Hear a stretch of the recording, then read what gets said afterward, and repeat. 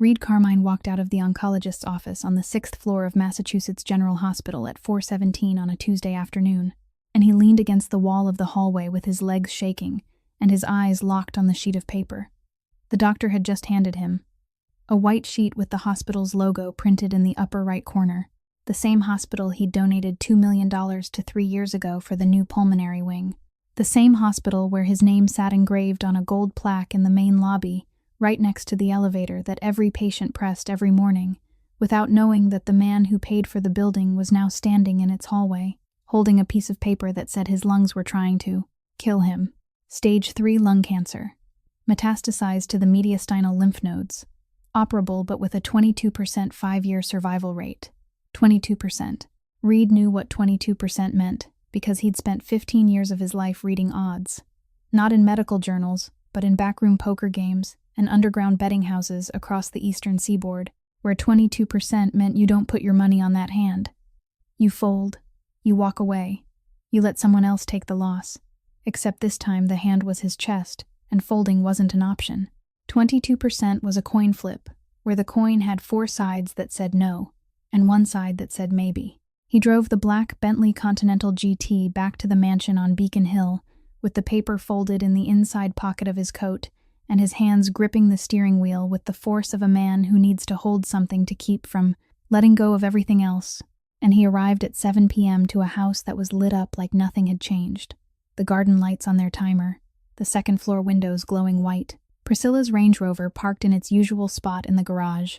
Everything normal, everything functioning, as if the world hadn't split in two 40 minutes ago, on the 6th floor of a hospital that carried his name on a gold plaque. He found Priscilla in the bedroom, sitting on the bed with her phone in one hand and the television playing a show nobody was watching. And he told her, he showed her the paper. He explained with the same words the doctor used. Cancer, surgery, 22%. Risk. Time. And he waited. Waited for the reaction he believed was coming. The embrace. The tears. The "we're going to get through this together" that married people say when the world collapses, and the only possible answer is to hold on. But Priscilla looked at him, looked at the paper, and her first question wasn't, "Are you going to be okay?" It wasn't, "When is the surgery?" It wasn't, "What do you need?" Her first question was, "Does my father know yet?" If this gets out, it'll destroy his re-election campaign. Reed didn't answer, not because he didn't have an answer, but because the question had already told him everything he needed to know about what was coming. And what was coming arrived in 72 hours, with the speed and precision of someone who doesn't improvise, but executes a plan that's been ready for a long time. And by Friday morning at 5 a.m., Reed walked down to the kitchen of a $12 million mansion and found a note on the marble counter, torn from a notebook in Priscilla's handwriting, the same handwriting he'd only ever seen on shopping lists and instructions for the housekeeper. 11 words that sat on that counter, like someone leaving a grocery list before heading to the store. Except she didn't head to the store. She headed to a luxury hotel to meet with inheritance lawyers, leaving Reed to face his fate alone with a note that said, "I can't do this," and to the chilling silence of the master bedroom where his wife should have been, leaving the weight of the house entirely on the shoulders of the woman upstairs with his children. A mansion that in 72 hours had stopped being a home and had become the scene of a life falling apart. And the note said, "I can't do this. I am leaving. Do not follow me." Now, if you're wondering who June is, and what a housekeeper with worn-out white sneakers and a denim apron could possibly do with a fortune that most people can't even imagine, I need you to stay with me, because what this woman did didn't just save 2 children and a dying man. It shook the foundations of an empire that was built on blood and silence. And it proved that the most powerful thing in the world isn't money, or guns, or territory. It's the hands of someone who shows up at 6 a.m. every morning, and never once asks for anything in return. If this story moves you, hit that like button. Share it with someone who needs to hear it. And if you haven't already, subscribe so you don't miss what comes next. Now let's go back to that Friday morning, to that silent kitchen in Beacon Hill, where Reed Carmine sat alone with a note in his hands and no strength left in his legs. And the only sound in the entire mansion was water running upstairs, and the voice of a woman who'd been there every single morning for 6 years, doing what she always did, taking care of the children that everyone else had already left behind. Reed sat on the kitchen chair with Priscilla's note in his right hand, and legs that no longer had enough strength to lift him to his feet, Sitting in the kitchen, he had paid $400,000 to redesign 2 years earlier at Priscilla's request. The kitchen with jet black granite counters imported from Italy that no one in this house ever cooked on except June. The white Carrara marble island that Priscilla used to set down her shopping bags when she came home from Newbury Street, rather than prepare dinner for the 2 3-year-old children sleeping upstairs. The $65,000 Sub-Zero refrigerator, standing in the corner with its polished steel doors, reflecting the image of a 37-year-old man sitting alone at 5 o'clock in the morning inside a $12 million mansion and looking like a homeless man who had just been told he was about to die. Outside the back windows, the pool still glowed turquoise from the LED lighting system Priscilla had installed because she liked the view from the second-floor bedroom at night. The pool Milo and Noah had never been allowed into because Priscilla was afraid water would splash onto the teak flooring around it. Everything in this house was expensive. Everything worked.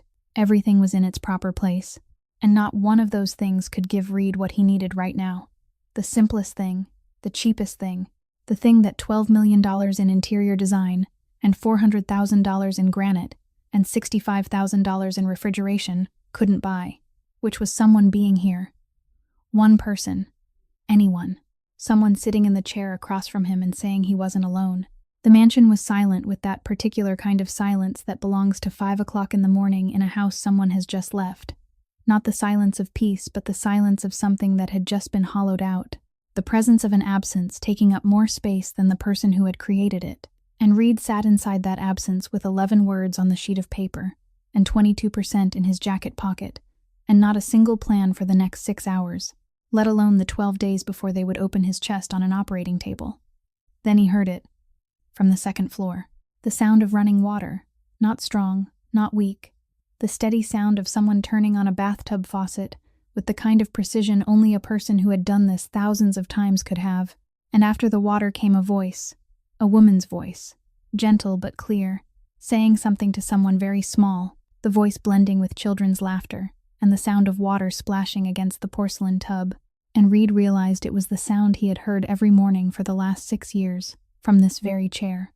The chair where he sat drinking espresso before driving off to handle business. No one dared name aloud. Every morning he had heard that voice from upstairs, and every morning he had set down his cup and walked out the door without going up to look at his children even once. Not once in 6 years, because June handled it, because June always handled it, because June was there at 6 o'clock every morning and he had never once needed to think about what would happen if she wasn't. Reed set Priscilla's note down on the granite counter, placed a hand on the edge, and pushed himself upright with an effort he wouldn't have needed a month earlier, because a month earlier he had still been the man who walked into a room and made everyone stand. A month earlier, he had still been the man no one dared look at for more than 3 seconds, and now he was the man who had to grip the edge of the counter to rise from a chair in his own kitchen at 10 minutes past 5 in the morning. He walked out of the kitchen, through the living room with the Italian leather sofas Priscilla had chosen, and no one sat on, because sitting would leave marks, through the hallway, with the abstract paintings in aluminum frames a designer had hung and no one in the house ever looked at, to the foot of the oak staircase, and began to climb. One step at a time, hand on the railing, with the sound of water growing clearer, the voice drawing nearer, and when he reached the final step of the second floor, he could make out every word of that voice, softly singing some song without distinct lyrics, only a melody, the melody June had sung to Milo and Noah every morning while bathing them since the day they were brought home from the hospital as newborns. And Reed walked down the second-floor hallway toward the children's bathroom, where the door was standing open. The bathroom door stood open, and what Reed saw inside was the only thing in this entire $12 million mansion that looked like something real. June was kneeling on the white tile floor beside the porcelain bathtub, her gray uniform soaked from the chest down to her stomach from the splashing water, her sleeves rolled above her elbows, her hair tied back with a plain black elastic band, no clip, no jewelry, nothing unnecessary. And she was bathing Milo and Noah the way she had bathed them every morning for the last 3 years. Ever since they had grown old enough to sit in the tub without being held, and before that, there had been 3 years of bathing them in a small plastic tub on the changing table when they were newborns. And June had been the first person to carry them home from the hospital because Priscilla had said she was in pain after giving birth and couldn't carry both babies at once. So June carried both of them, one in each arm, from the car, into the house, up the stairs, into the nursery. And from that moment on, June's hands had been the first thing to touch Milo and Noah in this house, and also the last thing to touch them every night when she tucked in their blankets and turned off the light. Milo was standing in the tub, laughing with a smile Reed realized was exactly the same as his own smile 20 years earlier, in the photographs his mother had kept in a tin box in the basement of the Southey house before she died, a smile that feared nothing, the smile of someone who didn't yet know what the world could do to him. And Milo was slapping the water with both little hands, sending it splashing into June's face, and June didn't wipe it away, didn't flinch, only tilted her head to avoid the next splash, and kept rubbing soap over his shoulders with the patience of someone who had had water thrown in her face thousands of times, and had never once considered it an annoyance. Noah sat at the other end of the tub, quiet, not splashing, not laughing, her tiny hands wrapped around June's left arm with all 10 fingers, holding on in the way Noah had held on since she was 1 year old. From the moment she had begun to understand who was who in this house, and had decided that of all the arms available to her, this was the arm that never left. The arm that didn't disappear after dinner, the arm that didn't shove a phone in front of her face when she cried, the arm that didn't fly off to Miami or Aspen or wherever Priscilla flew on weekends. And from the age of 1, Noah had held on to June's arm whenever she was near, as if that arm were the only thing in the world that did not shift. Reed stood in the doorway and did not step inside. He leaned his shoulder against the wooden frame, his left hand in his pocket touching the folded diagnosis paper, and his right hand inside his jacket touching Priscilla's 11-word note. 2 pieces of paper, 2 sentences, one from his body and one from the woman he had married, and he stood between those 2 sentences, looking into the bathroom, where a 27-year-old woman from Revere was kneeling on a wet tile floor, bathing 2 children who were not hers at 6 o'clock on a Friday morning, the day his wife had left, the day the cancer diagnosis sat in his pocket like a timed bomb, the day everything he had built over 15 years, the empire, the hotels, the restaurants, the casinos, the routes, all of it, became as meaningless as the abstract paintings hanging on the hallway walls that no one ever looked at. And June didn't know. She didn't know Priscilla was gone. She didn't know the 11-word note was lying on the kitchen counter downstairs. She didn't know Reed was standing in the doorway looking at her with the eyes of a man who had just realized what he should have realized 6 years ago.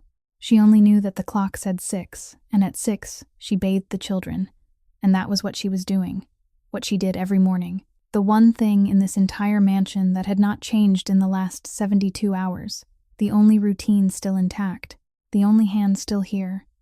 And something inside Reed began to rearrange itself with the clarity of things that arrive late but arrive whole. He had spent 15 years building an empire, 15 years counting money and reading odds and giving orders no one dared question. And if he died on that operating table in 12 days, the only thing he would leave behind in this world that truly mattered was not 5 hotels, not 3 restaurants, not the underground casino or the weapons cache, or the money laundering routes running along the East Coast. It was the 2 children in the bathtub, and the woman kneeling beside them with her wet uniform and black elastic band in her hair, and the yellowed white sneakers set outside the bathroom door that she had worn since the first day she walked into this house and had never replaced. And if he left anything in this world worth leaving, he would leave it to her. Reed didn't sleep all weekend. He sat in the study on the first floor with the door closed, and the light from the single desk lamp falling across the oak desk, where he had signed contracts no one on the other side had ever dared refuse. And he thought with the concentration of a man who had spent his entire life calculating the next move before anyone else even understood the game had begun. But this time, the game was his own chest, and the opponent was something money couldn't bribe, guns couldn't threaten, and no midnight phone call could solve. Monday, 7 o'clock in the morning. Reed picked up the phone and made the first call. Aldrich Thorne answered after 2 rings. Because Aldrich Thorne always answered after 2 rings no matter the hour of the day. The habit of a 69-year-old man who had worked as a notary in downtown Boston for 40 years and had watched enough fortunes pass from one hand to another to understand that money was the least important thing in the papers he signed. "I need to transfer all legal assets into one person's name," Reed said, his voice low. The voice the people who worked for him knew never needed to be repeated. All of it. The mansion, the accounts, the investment funds, the company shares, everything legally registered in my name. Silence on the other end of the line. Not the silence of a man who hadn't heard clearly, but the silence of a man processing what he had just heard. Into whose name? Reed? June Bellaro, Reed said, my housekeeper. The silence changed texture, from professional surprise into the kind of silence people keep when they hear something that needs to be confirmed before it can be believed. Reed didn't wait for Aldrich to ask why. She's been in my house 6 years. Aldrich, 6 years she's come in at 6 in the morning and left at 8 at night, and kept this house running without ever asking for anything beyond her monthly pay. My wife walked out within 72 hours of learning I had cancer, took the money, took the jewelry, left behind 2 3-year-old children and a scrap of paper on the kitchen counter. June was the only person who didn't walk out the door, the only one still kneeling in the bathroom bathing my children this morning as if the world hadn't collapsed. And if I don't come out of that operating room, then I want everything I built in the hands of the only person I trust to use it the right way. Aldrich didn't ask another question. I'll come by this afternoon, he said in the calm voice of a man who had drafted enough wills to know when to ask and when to stay quiet. Reed hung up and made the second call. Orion Beck answered before the first ring had even fully sounded. Because Orion Beck never let a call from Reed go past one ring, 15 years as his second in command, 15 years standing at Reed's right side in every room. Reed entered, a former Marine with 23 months served in Fallujah, and a scar running down his left forearm that he had never explained to anyone.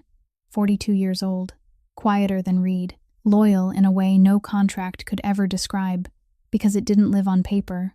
It lived in a nod at 3 in the morning when Reed needed a problem to disappear before dawn. Orion, Reed said, and the name on his lips sounded different from every other time he had ever said it. Not the voice of command, but the voice of a man about to say something that couldn't be taken back. I have lung cancer. Stage 3. 22%.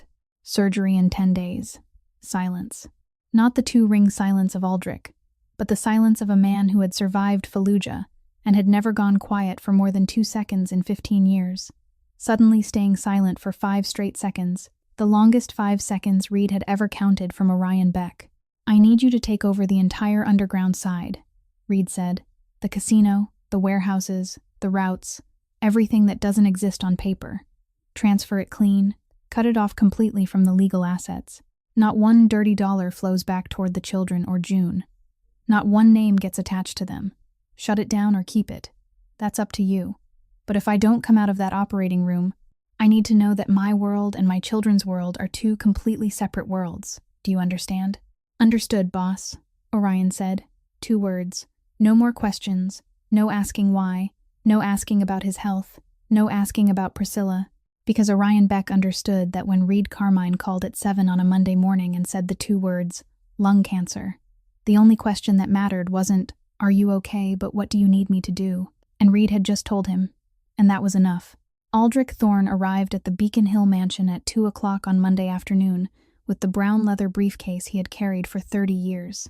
It was the kind of briefcase whose leather had darkened from the sweat of the hands of hundreds of people who had sat across from him, signing papers that changed their lives. Inside it were 4 sets of documents he had prepared over 8 straight hours since hanging up with Reed that morning. 8 hours without a lunch break, without drinking anything except 2 cups of black coffee left at the corner of his desk, until they went cold and were poured away. 8 hours of a 69-year-old man working with the precision only 40 years of drafting wills and transferring property could forge.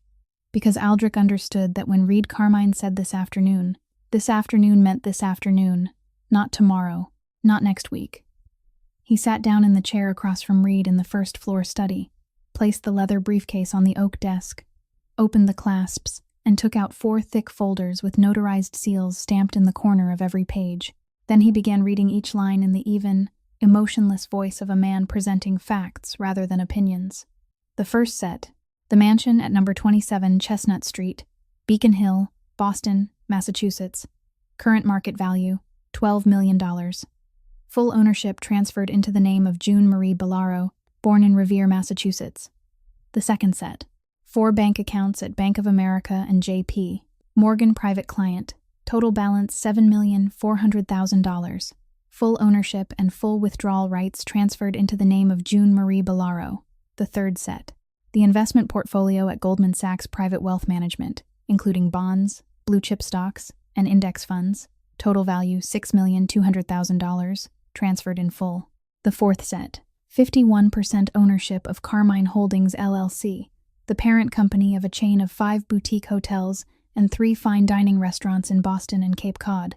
Annual revenue $89 million, ownership shares and voting rights, transferred into the name of June Marie Bellaro, together with legal power of attorney allowing her to manage, withdraw funds, sign contracts, and represent the corporate entity during Reed's hospitalization or loss of legal capacity.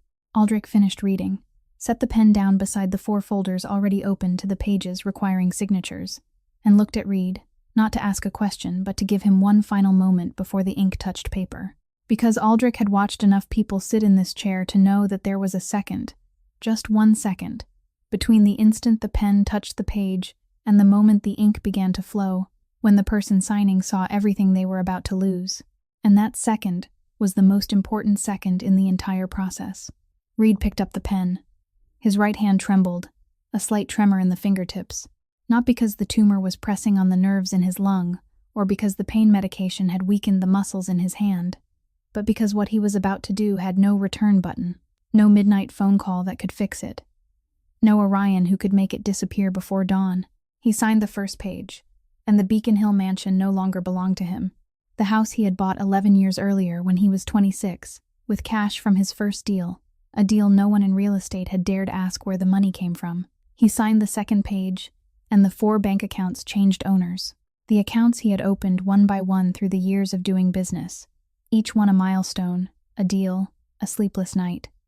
He signed the third page, and the investment portfolio separated from his name.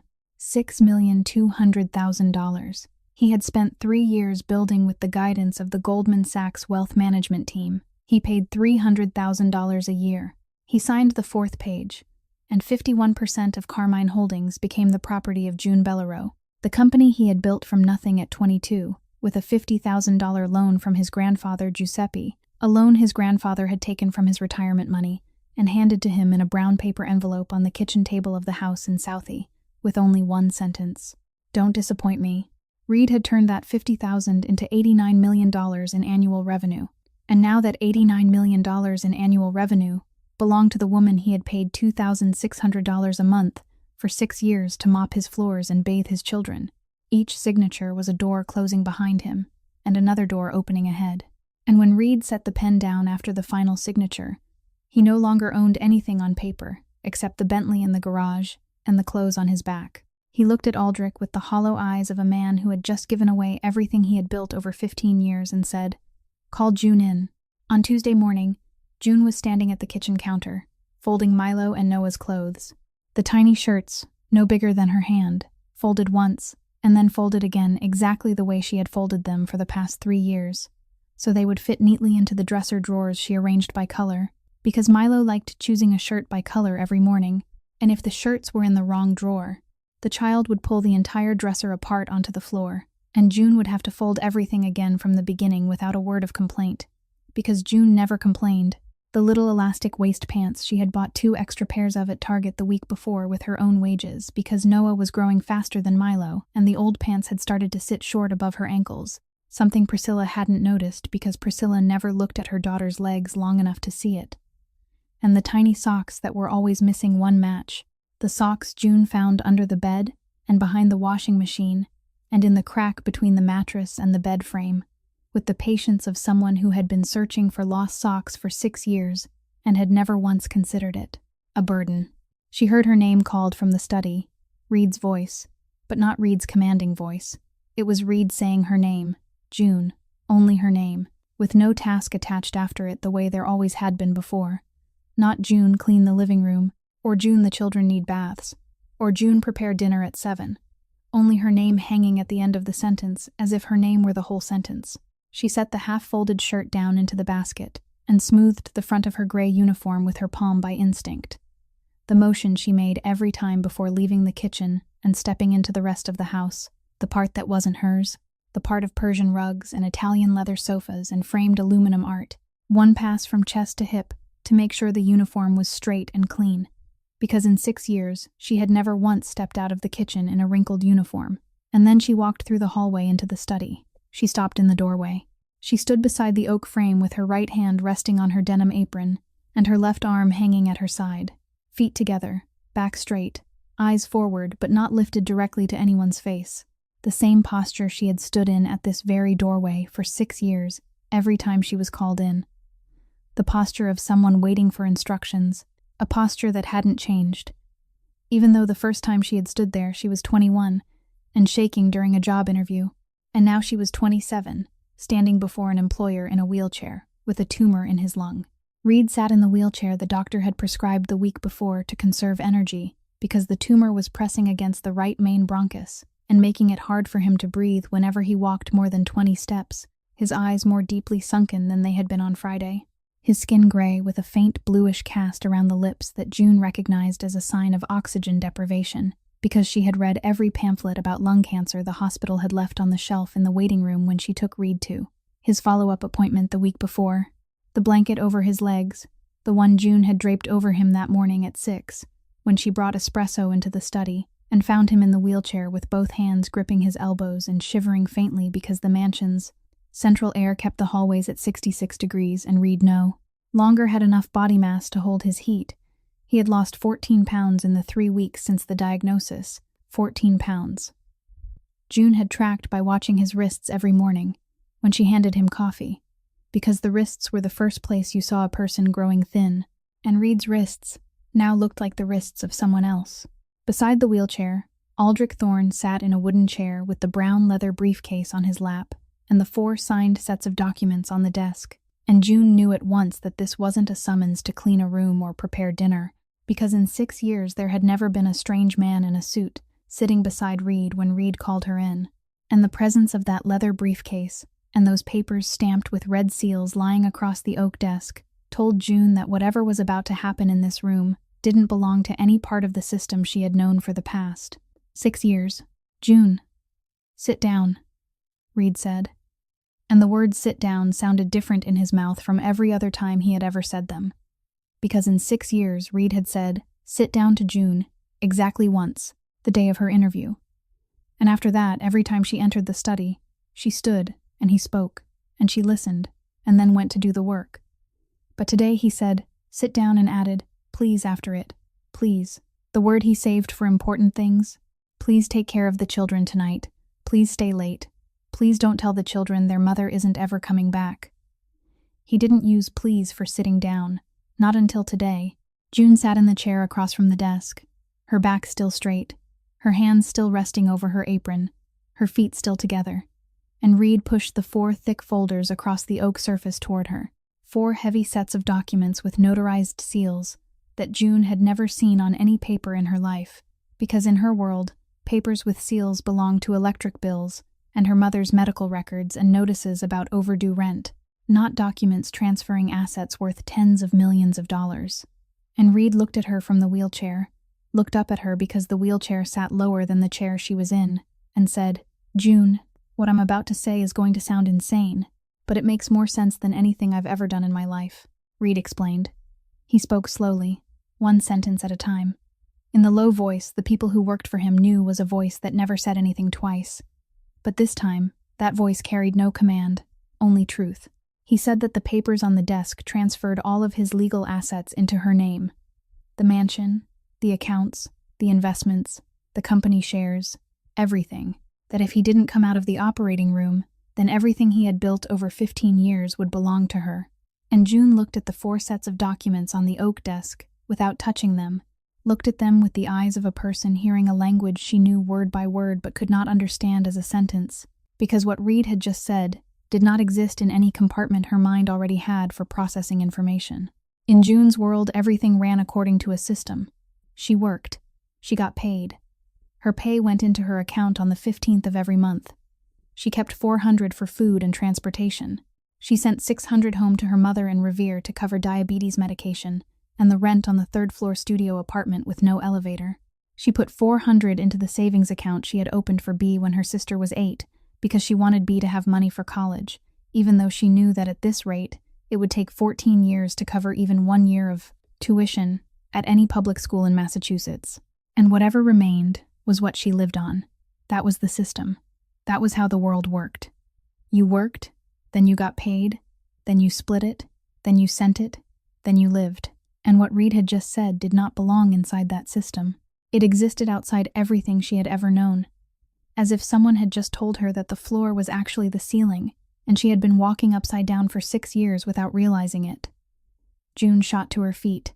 Her body stood before, her mind decided to stand, with the same reflex that made her rise whenever Priscilla entered a room. The reflex of someone who suddenly felt she was sitting where she shouldn't sit, hearing what she shouldn't hear, inside a conversation, not meant for a woman in a gray uniform and a denim apron.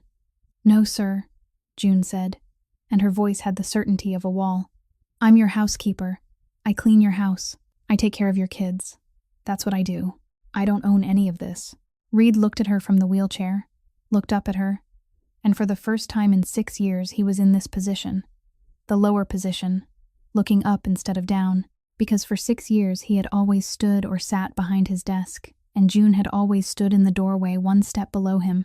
But today the wheelchair put him lower than the chair she had just risen from, and he looked at June from the opposite angle of every other time. And from that angle he saw something that 6 years of looking down had never allowed him to see. He saw a 27-year-old woman standing straight-backed and refusing assets worth tens of millions, with the same certainty with which she refused tips from the guests who came to Reed's house for dinner. Because in June's world, taking what you didn't earn became a debt, and debt you could never repay was a burden worse than poverty. "June," Reed said, "for 6 years you've been the only person in this house who never asked for anything but your salary. The only person who never negotiated, never calculated, never kept receipts to use as leverage later. Priscilla walked out within 72 hours of learning I was sick. She transferred money, took the jewelry, met with inheritance lawyers, left 11 words on the kitchen counter and disappeared. 72 hours. June. That's how long it took her to dismantle a 5-year marriage and leave behind 2 3-year-old children." He stopped. "You came in at 6 in the morning and left at 8 at night, and kept this house running for 6 years without ever once asking for anything beyond your monthly pay of $2,600. 6 years taking care of my children as if they were your own. 6 years watching me build all of this, and never once asking why you weren't given more." Reed leaned forward in the wheelchair, and his voice dropped another half-tone, down into the frequency only June could hear in the room of 3 people. "And there's something else, June. Something I didn't tell Aldrich, because Aldrich doesn't need to know. There are people out there who want me dead before the cancer gets the chance to kill me, people who want to take what I built. And if I die while the clean assets are still in my name, they'll be swallowed into a power fight, where the children will become hostages. The clean assets need to be in the hands of someone clean, someone who has nothing to do with anything I've done in the dark. And you're the cleanest person I've ever known, June. The cleanest person I've ever known." June stood motionless. Something trembled in her jaw that Reed had never seen in 6 years. Not a tremor of fear, because June wasn't afraid of anyone in this house. Not even him. Not a tremor of emotion, because June wasn't the kind of woman who trembled from emotion. But a tremor of resistance. The deep bone resistance of a woman who had spent 27 years in a world where nothing came free. A world where her mother sold artificial flowers at the weekend flea market to pay for medicine. A world where her father walked out when she was 6 and left behind nothing except the lesson that when someone offered you something, you asked what the price was before you accepted it. Because there was always a price. Always. "If you give me all this and you die," June said, and though her voice didn't shake, her jaw still did, "I'll owe something I can never repay in my entire life." Reed looked at her from the wheelchair, looked up, looked at the woman standing straight-backed, with her hand on the denim apron, and her trembling jaw, and the yellowed white shoes she had worn since the first day she walked into this house. And he spoke in a voice that wasn't the voice of a boss, wasn't the voice of an employer, but the voice of a 37-year-old man in a wheelchair, dying, speaking to the only person still standing in this house. "You don't owe me, June. I owe you. I owe you 6 years of your mornings, your nights, your hands bathing my children and folding their clothes and warming their milk at 3 in the morning when they couldn't sleep. I owe you every day you walked through that door and held together what I was too busy building an empire to notice was falling apart." Reed sat back in the wheelchair. "Take it, June. Not as a gift, as justice." June didn't have time to answer before Milo appeared in the study doorway, leading the way Milo always led in everything since he had learned to walk, with a face that was a miniature version of Reed's, the square jaw, the eyes looking straight into the room, sweeping across at once, and then stopping at the most important detail before deciding whether to step inside. An instinct no one had taught him, but one that ran in the blood of a mob boss's child. And Milo had heard something from the hallway. Not the words clearly, but the tone clearly. That unusually low tone in his father's voice that a 3-year-old couldn't understand through language but understood through his body. The tone that made Milo leave the playroom and walk down the hall to the study door to look. Noah was behind him, half a step slower, her feet dragging across the wooden floor, one hand clutching the brown teddy bear with one torn eye and a flattened ear, dragging it across the floor by one ear, the bear Noah had slept with since she was 1, and carried everywhere through the house like an extension of her own body. Her other hand gripping the back of Milo's shirt because Noah never walked in front. Noah walked behind. Noah watched. Noah decided with her eyes instead of her feet. The two of them stood in the doorway and looked into the room. Saw June standing there holding the 4 sets of documents she hadn't opened because she still hadn't agreed to accept them. Saw their father sitting in the wheelchair with his sunken eyes and the blanket across his lap and the gray cast of his skin. And neither of them looked at Aldrich because Aldrich was a stranger, and the children in this house had been taught not to look at strangers, not through words but through atmosphere, through the way every meeting in Reed's study always happened behind a closed door, and the children were always kept upstairs when guests were there, and they didn't run to their father, they ran to June. Milo ran first, circling the chair, coming to June's right side, and grabbing the gray fabric of her uniform in his small fist, holding tight, holding the way children do when they want to say "I'm here" but don't yet know how to make those words strong enough, so they use their hands instead.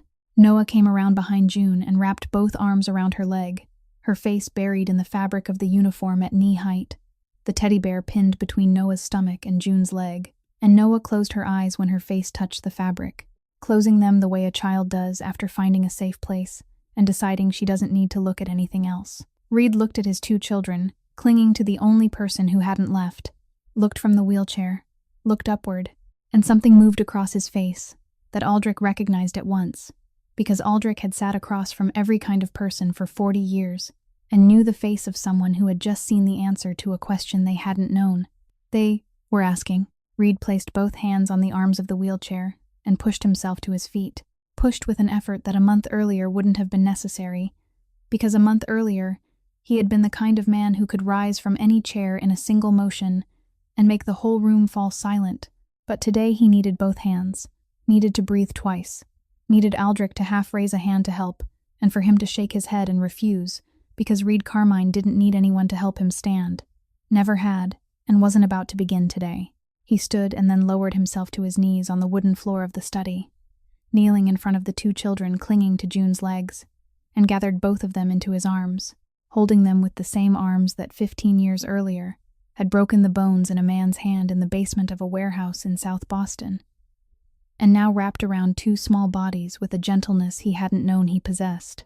Until this moment, Milo threw both arms around his father's neck, holding tight, holding with the strength of a 3-year-old, which wasn't much but didn't keep back any part of itself, pouring everything into one embrace. Noah hugged her father with one arm, her left arm looped around Reed's shoulder and clinging to his collar, but her right hand did not let go of June's leg, did not let go of the fabric of the uniform at knee height, because Noah needed both of them and wasn't ready to choose, had never been ready to choose, and her right hand gripping June's fabric, while her left arm held her father, was the most complete answer a 3-year-old body could write. "I need both of you. Don't make me let go of either one." Reed lifted his face and looked at June from the floor, with both children in his arms and his knees on the oak boards and the blanket fallen beside the wheelchair, and said the last thing he would say to her before going into the hospital. "Take care of them, June, like you always have."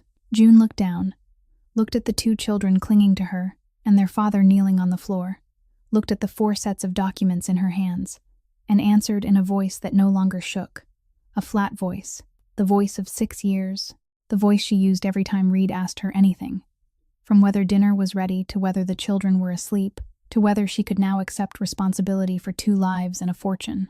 "Always, sir." On the following Monday morning, after all legal documents were finalized and the assets safely moved, Reed Carmine was admitted to Massachusetts General Hospital, 6th floor, oncology, the same floor where he had received his diagnosis 9 days earlier, and June remained alone in the Beacon Hill mansion with 2 3-year-old children, 4 sets of documents that made her the legal owner of everything, and the responsibility of keeping intact a world her employer had just placed on her shoulders, because he didn't trust anyone else in this world to do it. But what June didn't know, what no one told her because no one knew, was that Milo and Noah wouldn't be with her that night, because Priscilla, before leaving the mansion on Thursday night, had done something June would discover 48 hours later, through a phone call that made the blood freeze in her veins.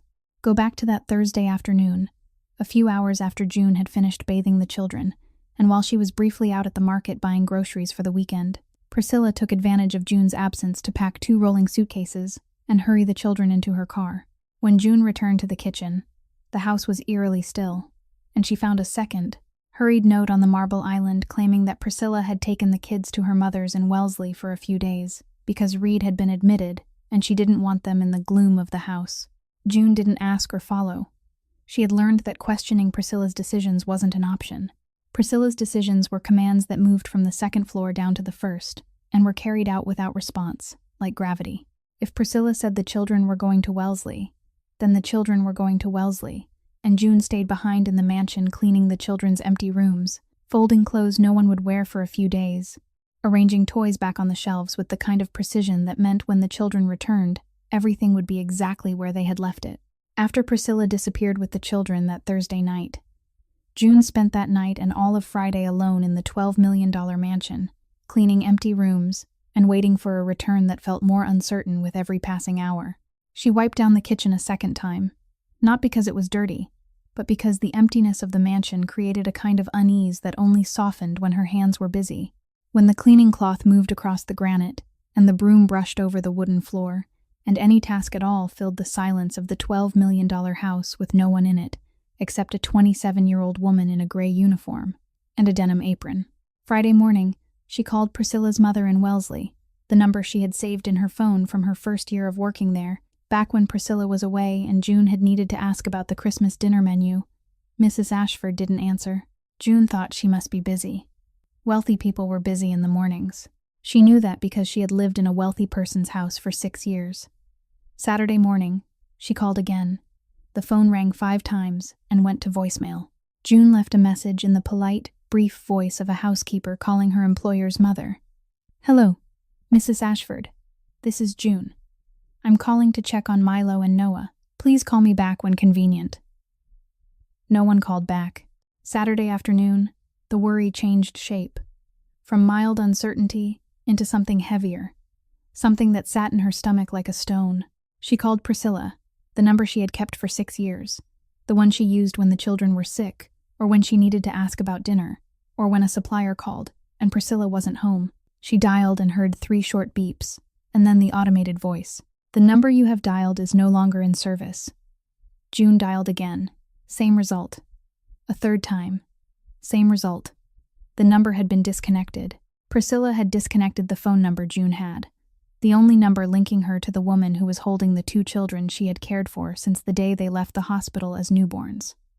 Worry became something else, something June couldn't name but could feel in her body, in the way her hand gripped the cleaning cloth tighter, in the way she looked out the kitchen window into the darkness settling over the garden with the turquoise pool no one ever used, in the way she sat down in the wooden chair by the back kitchen door, the only chair she sat in when she was alone, the chair that wasn't furniture but a tool, something that existed for the help to rest their feet before serving again, and stared at her phone waiting for a call. She didn't know where it would come from, but knew had to come because something wasn't right. Something had been wrong since Thursday night, when Priscilla crossed the hallway with 2 suitcases and 2 children, without looking at her, and June had lived in this world long enough to know that when something was wrong, it was always worse than what you first imagined. At 9:15 on Saturday night, the phone rang. It wasn't Mrs. Ashford's number. It wasn't Priscilla's number. It was an unfamiliar number with a Boston area code that June vaguely recognized as belonging to the southern part of the city, Dorchester, the neighborhood her bus passed through every time she went back to Revere to visit her mother. "Miss Bellaro," the woman on the other end said, professional but gentle, the voice of someone used to making calls like this at night. "I'm calling from the Dorchester Family Crisis Center. We're looking for a family member or legal guardian of Milo and Noah Carmine. They were admitted 2 days ago. Their mother, Priscilla Ashford, signed a voluntary emergency placement citing the father's medical emergency and her inability to provide adequate care. She listed your name and this number as the emergency contact." June shot up from the wooden chair, her body standing before her mind had finished processing what her ears had just heard, with the exact reflex that made her rise when she heard a child cry upstairs at 3 a.m, and the words spun through her mind, admitted, 2 days ago, voluntary placement. Priscilla hadn't taken the children to Wellesley to their grandmother. Priscilla had taken 2 3-year-old children to an emergency intake center in the child welfare system, signed papers saying she was unable to care for them, left June's phone number as the emergency contact, then flown to Miami, and Milo and Noah, Milo with the smile exactly like his father's and Noah with the one-eyed teddy bear, 2 3-year-old children who slept in a room covered in dinosaur stickers with a night light. June turned on every night at 8, because Noah was afraid of the dark. Those 2 children had been in a child crisis center with strangers for 48 hours because their mother had decided they were an obstacle. "I'm coming," June said into the phone. "Ma'am, visiting hours are from 9 a.m., the voice on the other end began. "I'm coming now," June said, and her voice wasn't asking, and it wasn't seeking permission. It was the voice of a person stating a fact, a voice that left no room for any answer except silence, and she hung up. June ran into Reed's study, opened the safe using the code Aldrich Thorne had instructed her to memorize when he handed over the documents, 4 numbers she had whispered to herself all that night, because she knew those numbers held something that might be needed at any moment, took out the transfer papers. The legal power of attorney authorizing her to represent Reed in all matters related to the assets and the children, and the handwritten letter Reed had written before being admitted to the hospital, in the sharp, slanted handwriting of a man used to signing orders. "By this letter, I authorize June Marie Bellaro as the legal guardian of my children Milo and Noah Carmine during my hospitalization." She stuffed everything into the cloth bag she used every week for grocery shopping at Star Market on Charles Street. The faded brown canvas bag with the worn shoulder strap she had bought at Goodwill 3 years earlier for $2. The bag that carried spinach and milk and eggs, now carrying documents worth tens of millions of dollars. And she ran out through the back kitchen door because she always went out through the back kitchen door. At 9:30 on Saturday night, there were no buses still running on the Beacon Hill route. The last one had left at 8:45. June stood at the corner of Charles and Mount Vernon under the yellow streetlight and raised her hand for a taxi. The first cab stopped after 40 seconds. The driver looked at the woman in the gray uniform with the denim apron and the canvas bag stepping into the back seat, with the breath of someone holding something in that needed to come out but had not yet been given permission. "Dorchester Family Crisis Center," June said, and her voice was so flat the driver did not ask another question. The taxi drove across Boston from north to south for 30 minutes, and the city moved past the window like a string of lights changing intensity as the neighborhoods changed class. The steady white lights of Beacon Hill and Back Bay, where brownstone mansions stood still behind iron fences and old maple trees. Then the flickering orange lights of Downtown Crossing and Chinatown, where the stores had closed, but the signs were still lit. Then the lights thinning out and trembling more as the cab turned onto Columbia Road toward Dorchester, where the streetlights worked only when they felt like it, and the neighborhoods lay in darkness between the patches of light, and June watched the changing lights through the glass without seeing any of it, because her eyes were outside but her mind was inside. Her mind was in some room in that crisis center, where Milo and Noah had slept for 2 nights on strange beds, with strange blankets and strange walls, and no dinosaur night light that June turned on every night at 8. The crisis center sat on an old brick street in Dorchester, behind St. Ambrose Church with outer walls, where the white paint was peeling and a front yard with no trees, only a small parking lot with 3 old cars, a 2-story building with a faded pale yellow facade, dulled by Boston rain eating through it winter after winter, a black iron fence around the yard, and a gate locked with a combination padlock that the security guard opened when June rang the bell at 10:15 at night, with the canvas bag pressed tight to her chest and the breath of someone who had. I spent 30 minutes in a taxi, holding something back that was now pushing outward from inside her chest.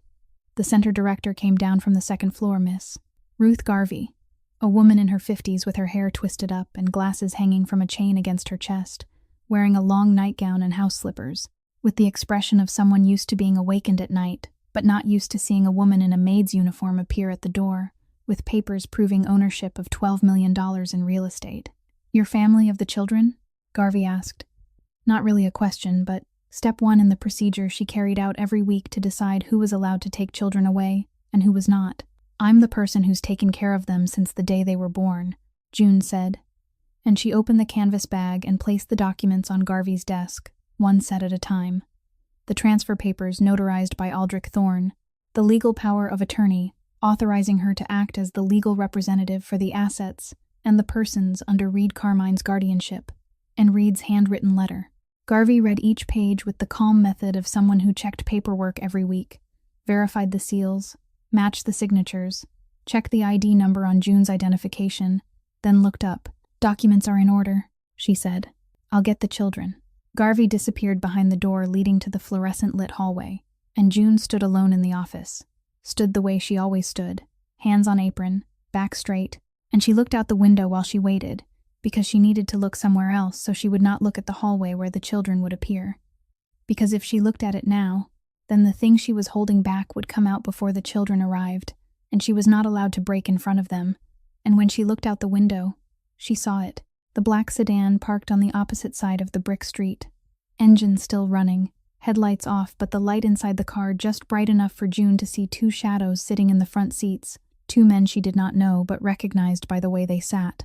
The way people sat still in a parked car across from a building at night when there was no reason for it except one reason. Because she had lived in Reed Carmine's house for 6 years, and she knew that kind of car, that kind of man, that kind of work. She did not know the name Harlan Crest, but she knew Reed had enemies, and the enemies knew Reed was sick, and the enemies knew where the children were, because someone had followed Priscilla the night she brought them here, and 2, 3-year-old children in a crisis center with no protection were leverage that anyone who wanted to seize the Carmine empire would use. June took Reed's phone, the one he had left on the desk before being admitted to the hospital, opened the contacts, found Orion's name, and pressed call. Orion answered before the first ring had fully ended. "Black sedan across from the crisis center in Dorchester," June said. "2 men. I'm taking the children out." Silence for a second and a half. Then Orion Beck's voice, as calm as a man reading a weather report. 3 minutes. Exactly 3 minutes later, one black SUV stopped at the head of the street and another at the far end. 4 men stepped out, not hurrying, not running, only walking toward the sedan with the steady pace of men who did not need to hurry because the outcome had been decided before they ever left the vehicle. The sedan engine revved, the headlights came on. It pulled out of the parking spot, turned left at the end of the street, and disappeared. The 4 men returned to the SUVs. June's phone vibrated. A text from Orion, 2 words, "Clear, go." June slipped the phone into the pocket of her apron and turned back to look at the hallway door where Garvey had just disappeared, because now the danger outside had been handled, and the only thing left was that door and whatever would come running through it. 4 minutes. June stood in Garvey's office for 4 minutes from the moment the hallway door closed. And those 4 minutes felt like 40. Felt like 400, felt as if each second were its own separate minute, with its own weight and shape. And she felt every second pass in the pulse at her wrist, and in the sound of the wall clock in the office. A sound she had never hated the way she hated that tick-tick-tick. She stood with her hand on her denim apron, and her eyes on the hallway door, and her ears straining for every sound behind it. Footsteps, a room door opening, Garvey saying something she couldn't make out, then silence, then footsteps again, and then a scream. It wasn't the ordinary cry of a child, not the cry of pain or fear or wanting something denied. It was the scream of a 3-year-old, seeing the person he had been waiting for appear at the end of the hallway, after 48 hours of not knowing whether that person would ever come back. A scream carrying everything Milo couldn't say over 2 days in a place where he knew no one, and no one knew him. 2 nights without the dinosaur nightlight, without warm milk at 3 a.m, without June's hand smoothing his hair until he fell asleep. Milo came running out of the hallway into the office on bare feet against the cold tile floor, wearing the white cotton pajamas of the crisis center, pajamas that weren't his, with no dinosaurs on the fabric, no smell of home, no scent of the detergent June had used on the children's clothes for 3 years. Pajamas of strangers on a strange child, and he had been wearing them for 2 days, and he hurled himself at June with the speed a 3-year-old body can reach when it is no longer governed by thought but by instinct. He crashed straight into her stomach and wrapped both arms around her waist and buried his face in the denim apron, and she felt his tears soak through the denim into the skin of her stomach, warm and wet, and Milo's body trembled in her arms, trembling not from cold, but from 48 hours of fear, finally finding a place to leave him. "Don't leave us," Milo said into the apron, his voice warped by crying and by his face pressed into June's stomach. the words squeezed out misshapen, but June heard every one of them clearly, because June had heard his voice for 3 years, long enough to understand him through fabric or tears or hiccups. "Don't leave us. Mommy left us here and said she's not coming back. Don't leave us, June." June dropped to her knees on the office tile, knees against the cold floor, both arms pulling Milo tight against her chest with the force of someone holding what she had almost lost without knowing she was losing it. Holding him while Milo cried with the stored-up intensity of 48 hours, the sound of it filling the small office and spilling out into the hallway. And June said nothing. Not yet, because she knew that right now Milo didn't need words. Milo needed the apron, needed the smell of the kitchen, needed arms around him, needed to know that the person holding him would not set him down and disappear the way his mother had. And then Noah came out of the hallway. She didn't run. Noah never ran. She came out behind Garvey with dragging steps over the tile, slow and heavy, the steps of a 3-year-old whose body wanted to run but whose mind would not allow it, because something in the last 48 hours had shut part of that mind down, the part that believed what her eyes were seeing was real. Noah's eyes were swollen red not from sleepiness but from having cried herself empty, the red of someone who had cried until her body had no tears left, whose eyes had gone dry and raw and swollen from the lids, rubbing together hundreds of times. The one-eyed brown teddy bear was not in Noah's hand, and June saw that immediately. The bear Noah never let go of, slept with, carried with her, ate with, and it wasn't here, and June didn't know where it was. But its absence told her more than any words could have about what had happened over the last 48 hours. Because if Noah had let go of the bear, then Noah had let go of the last thing she had been holding. Noah walked toward June with the slowness of a child, not certain that what she was seeing was real, a child who needed to take each small step in order to confirm that the woman kneeling on the floor with her brother in her arms was not a dream that would vanish when she touched it. 1/2 meter away, Noah stopped. She stood still. Her mouth opened. Her lips moved, trying to say something, and June saw Noah's throat tighten as if the words were trying to climb out and could not make it through, because Noah had sung the lullaby June taught her all through those 48 hours in the corner of some room in the crisis center, singing that same melody again and again until her voice disappeared, until the throat of a 3-year-old could not bear it anymore and the words stopped coming. And now Noah stood before June with her mouth open and her lips moving, and the only thing that came out was a hollow rasp, the ghost of the voice of a 3-year-old who had sung until she lost it, because that song was the only thing still connecting her to the woman she was looking at now. June held out her right hand to Noah, palm open, fingers outstretched, and said nothing, because words did not work with a child who had stopped using them. She only held out her hand like an invitation that needed no language. Noah looked at the hand, looked at the denim apron, and something moved across her face. Not a full expression, but the beginning of one, like the first vibration of something frozen for 2 days beginning to thaw. Noah took the final half step, did not take June's hand but went straight into her, collapsing against June's chest beside Milo, closing her eyes when her face touched the denim, closing them the way a child closes them after finding the place she has been searching for over 48 hours, and deciding that now she has arrived, she does not need to open them again. And June gathered both children into her arms, Milo on the left still crying, Noah on the right with her eyes closed in silence, and she knelt on the tile floor of the office, in the Dorchester Crisis Center at 10:23 on Saturday night, with 2 small bodies clinging to her, as if she were the only ground left in the world. Garvey came back into the office after the night staff had finished preparing the discharge papers. She stood beside the desk, looking at June kneeling on the floor with both children in her arms, and spoke in the gentle voice of someone used to delivering heavy things.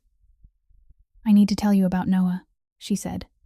"She hasn't spoken since her mother brought them in Thursday night. Not a word, not a sound. She didn't cry, she didn't scream, she didn't ask for anything.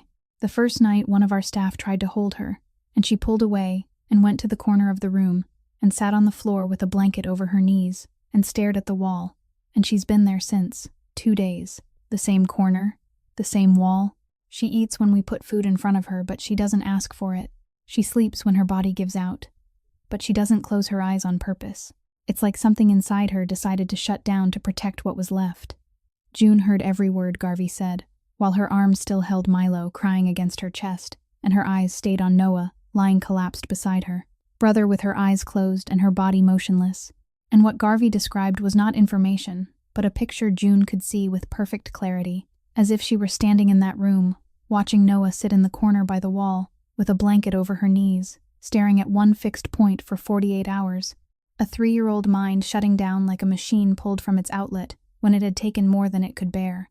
Not because Noah was weak, but because Noah was strong in the way a 3-year-old is strong. Strong by stopping herself from feeling when feeling became unbearable. Strong by closing the door instead of leaving it open for the outside world to flood in. June looked at Noah lying against her and saw that the child's eyes were still shut, but not with the peace of sleep. Shut with the intention of someone choosing not to look, and June knew the little girl could hear her. Knew she knew June was here, could feel the denim against her cheek, but that the part inside her that had closed itself was not yet ready to open. She gently set Milo down on the chair beside Garvey's desk. Milo was still hiccuping with tears, but he had already started to settle because a 3-year-old body couldn't sustain that intensity of crying forever, and because the smell of the denim apron had reached him, and that smell told him June was here, and June being here meant the world had not ended. She knelt in front of Noah, kneeling down to the child's eye level even though Noah's eyes were still shut, and she did not speak, did not call her name, did not say a single word, because words could not reach a child who had stopped using them. Words would only bounce off the wall Noah had built around herself, like echoes in an empty room. June simply held out her hand, her right palm open, fingers extended, and waited. Noah opened her eyes, not all the way, only halfway. Enough to look through her swollen red lashes and see the hand in front of her. And then her gaze moved from the hand to the wrist, to the arm, to the shoulder, to the dark blue denim apron, and when Noah's eyes touched the apron, something moved in her face. Not a full expression, only a small shift at the corner of her mouth and in the muscles around her eyes, like the first crack in ice on a lake when spring begins to touch it. Noah reached out both hands, not to take June's hand, but to clutch the apron, gripping the denim with all 10 fingers. 2 little fists tightening into the dark blue cloth and pulling herself forward, pressing her face into the apron at June's stomach. And the first word Noah had spoken in 48 hours came out of her mouth, like something that had been waiting behind a locked door and opened only when the right combination touched it. Denim against her cheek, the smell of the kitchen reaching her nose, the beat of June's heart against her ear. June. One word. Her name. Spoken by a 3-year-old child who had stopped speaking when her mother left her in a crisis center, and spoke again when the woman who had cared for her from the first day of her life appeared at the door at 10 o'clock at night, with a denim apron and a grocery bag full of documents saying she was taking responsibility for everything. June pulled Noah against her chest beside Milo and spoke the first sentence she had said to the children since arriving there. "I'm here. I'm not leaving. Never." The taxi reached the mansion at 11 o'clock that night. June paid the driver in cash from the wallet she kept in the pocket of her apron, a wallet that held only $43, and the fare had cost $38. She carried Noah in one arm, the child lighter than the laundry basket June carried up the stairs every morning, the cloth shopping bag in her other hand, and Milo walked behind her, clinging to the back edge of her denim apron like a silent shadow following her across the gravel path to the back kitchen door. The door June had used for 6 years because she never used the front entrance, and tonight was no different. She did not take the children upstairs to their own bedroom on the 2nd floor. She took them into her room, the small ground floor room beside the kitchen, the room with the single bed, the bedside table with a small night lamp, and the plastic-framed photo of Bee that she had brought from Revere on the first day she came here. She laid both children on the single bed, Milo at one end, Noah at the other against the wall. 2 small bodies fitted tightly onto a bed only meant for one adult, and Noah kept hold of June's apron and would not let go, holding on even when her eyes had already shut and her body had gone soft, holding with her fist twisted into the fabric like someone gripping a lifeline in the dark. June went into the kitchen, took a pair of scissors, came back into the room, and cut a square piece from the lower corner of the denim apron, a piece of cloth about 4 inches by 4 inches, with the cut edges already fraying, then gently loosened Noah's fingers from the apron and placed the piece of denim into the child's hand. And Noah closed her fist around it immediately, tightening her fingers around the square of denim in her sleep, holding it with the force of a child, refusing to let go of the last thing, connecting her to the only person who had not left her behind. June sat down on the floor beside the bed. She did not sit on the bed, because the bed belonged to the children, and the floor was where she sat when the children slept, just as she had sat hundreds of nights over 6 years, when one of them woke at 3 in the morning, and she sat beside the crib stroking their hair until they fell asleep again. She sat with her back against the wall, legs stretched out, eyes on the two small bodies on the single bed, and she did not sleep, did not close her eyes, listening to the breathing of the two children who 48 hours earlier had slept in a crisis center with strangers and now were sleeping on the bed of the woman who had rescued them at 10 o'clock at night with a denim apron and a cloth bag full of papers. At 4 in the morning, Noah opened her eyes in the dark, turned her head, searched for the smell of the crisis center, searched for the cold tile floor, searched for the absence that had been her companion for 2 days, did not find it, found instead the smell of the kitchen in the denim piece between her fingers, Milo's breathing beside her, and June's hand resting on the edge of the bed 4 inches from Noah's face. Noah looked at the hand and spoke the second word she had said since the crisis center. Here. Not where am I, not what happened. Only here, said in the rasping voice of a child confirming coordinates. The coordinates that June was here, the hand was here, the piece of denim was here, and the world had not ended. I'm here, baby, June said from the floor. I didn't move.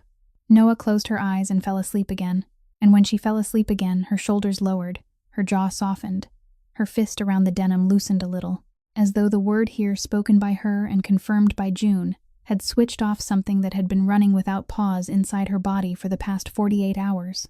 At 7 o'clock on Sunday morning, June bathed Milo and Noah in the same porcelain tub where she had bathed them every morning for 3 years, with the same soap, the same sponge, the same hands moving water through their hair with the exact pressure each child needed. Gentler for Noah because she squeezed her eyes shut whenever water touched her face. Stronger for Milo because he shook his head like a dog and sent water flying everywhere. And then she dressed them in their own clothes, the clothes hanging in their room upstairs, clothes that smelled of the fabric softener June had used on their things for 3 years, instead of the harsh industrial bleach smell of the crisis center. And then she brought them downstairs to the kitchen and made breakfast. Scrambled eggs with cheese, buttered toast, cut diagonally, because Milo only ate toast cut diagonally and refused toast cut straight across. Warm milk mixed with chocolate in the 2 plastic cups with dinosaurs on them that the children had used since they were 1. The cups Priscilla had wanted to throw away because plastic cups did not fit with the Japanese porcelain dinnerware set she had ordered for the kitchen. But June had hidden the 2 cups in the lowest cabinet drawer where Priscilla never opened. And every morning June poured milk into the dinosaur cups instead of the Japanese porcelain ones because the children drank milk from the dinosaur cups, and that was a habit. And habit was the only thing that had not broken. June set the children on their high chairs at the Carrara Marble Island the way she had every morning for 3 years. And they ate. Milo ate in a silence June had never seen in him because Milo always talked while eating. But this morning he chewed and swallowed and stared at his plate with the concentration of someone rediscovering something he had thought was gone forever. And Noah ate slowly with one hand, because the other still gripped the square of denim June had cut for her the night before, held between her fingers while her right hand lifted spoonfuls of eggs to her mouth, with the slow, steady rhythm of a child who was not in a hurry, because that child had learned over the last 48 hours that hurrying changed nothing. After breakfast, June settled the children in the playroom in front of the television with the cartoon they watched every morning, Bluey, and the normalcy of animated voices in the playroom, and morning light through the windows, and toys scattered across the rug, created a fragile shell around the 2 children. The shell of routine, of everything in its place, of a world that had not ended. June went into Reed's study, sat down in the chair behind the oak desk where Reed had signed the 4 sets of transfer papers, and opened the laptop. She had never sat in this chair, never opened this laptop, never sat on this side of the oak desk, because this side had belonged to the employer, and her side had always been the doorway. But that morning she sat down and opened it with the password Reed had written on the note beside the documents in the safe, because he had known the time would come when she would need it. June typed into Google, Best Thoracic Surgeon Lung Cancer, United States. And the results brought her to one name that appeared on every list, every article, every patient forum. Dr. Porter Sable, Thoracic Surgery, Johns Hopkins Hospital, Baltimore, a specialist in late-stage lung cancer surgery, with a 47% success rate for cases other hospitals classified as high risk, 47%, more than double the 22% Boston doctors had given Reed. June called Johns Hopkins. The operator said Dr. Sable's waiting list was 5 months. I don't have 5 months, June said. The patient has surgery scheduled in 4 days, and the probability is 22%. I need Dr. Sable. Ma'am, the waiting list, the operator began. How much is a private consultation with Dr. Sable? June said. And that question moved her from operator to assistant, from assistant to coordinator, from coordinator to doctor. Porter Sable himself, who came on the line because the assistant had said the patient was willing to pay any amount and the case was urgent. June explained Reed's diagnosis, using the words she remembered from the report she had seen on the desk, and from the conversations between Reed, because June always listened, always, the way people working in someone else's house listen, silently, with no opinion, unnoticed, but storing every piece of information with the precision of someone who could not afford the luxury of missing anything because the thing missed might be the thing needed. Sable reviewed the file June sent by email from Reed's computer and called back an hour later. The case is operable with better odds using a different protocol, Sable said. I need to fly to Boston, examine the patient, and coordinate with the team at Mass General. Total cost, including my fee, the specialized team, and the protocol is $890,000. $890,000. June did not blink. When can you come? Tomorrow morning, if the deposit clears by 5 p.m. today. June hung up, called the bank, and read out the account number and authorization code from the papers Aldrich had prepared. Her voice on the phone with the JP Morgan private client banker sounding exactly the same as it did when she called food suppliers every Monday for the mansion. Steady, clipped, unadorned, without hesitation, without her voice shaking when she said the figure 890,000, because to June that money was not hers. It was Reed's, and the only way to deserve what Reed had placed in her hands was to use it for the one thing Reed could not do for himself, save his own life. The transfer cleared at 4:47 on Thursday afternoon, 13 minutes before the deadline. $890,000, leaving an account June had not even known existed 3 weeks earlier. Moved by a woman who 3 weeks earlier had earned $2,600 a month, and now moved a 7-figure sum with the same calm she used to lift dishes from the sink to the shelf. But June didn't stop with the surgeon. That same afternoon, she made 7 more calls from the landline in Reed's study, while the children watched Bluey in the playroom one wall away, and she could hear the cartoon voices slipping through the crack beneath the door while her mouth spoke numbers that 3 weeks earlier she couldn't have imagined herself saying out loud.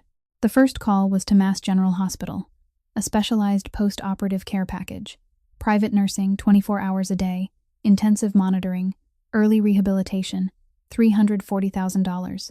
The second call was to the medical equipment company Reed used for the hotel chain, because the Carmine hotels had high-end medical spas, and June knew the vendor's name because she was the one who received deliveries at the mansion and signed for them every time.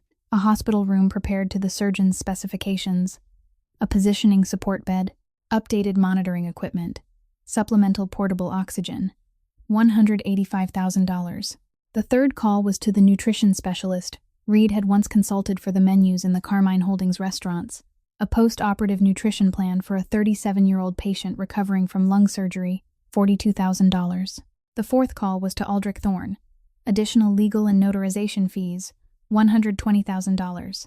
The fifth call was to establish a trust fund for Milo and Noah, $3,200,000 placed into a fideicomiso that would protect the children's finances until they turned 21. Money no one could touch. Not June, not Reed, not any inheritance lawyer Priscilla might hire. Money inside the trust and the trust belonging to Milo and Noah, and only Milo and Noah.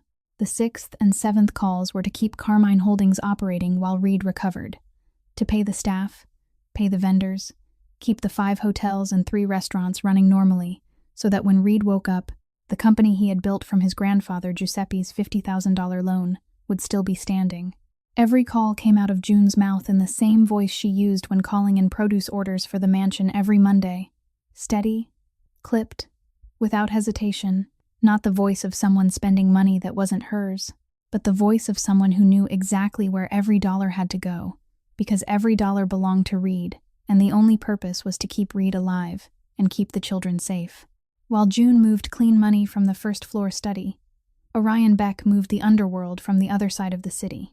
At 11 o'clock on Sunday night, Orion stood in the warehouse in South Boston, the warehouse whose exterior sign read Carmine Hospitality Supplies, and whose interior held what never appeared on any invoice, and stood before 14 men, sitting on wooden crates and folding chairs under flickering fluorescent lights, and said in a voice flat as a tabletop, "Reed is out.